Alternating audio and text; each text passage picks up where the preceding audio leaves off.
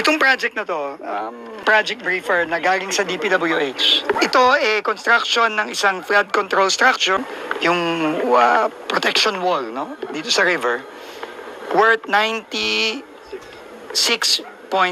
million from the 2024 GAA. This contract was started on March 20, 2024. Kanyang duration is dapat 270 days. Pero, nung June 11, so April, May, June, so less than 3 months, nakalagay dito, actual accomplishment, 100%. Date collected, meaning nabayaran si Wawaw Builders, siya ang contractor, si Wawaw, July 21, 2024. Tinanong ko si Cap Oscar Gabriel, ang kapitan natin dito. Kailan ba nagsimula ito?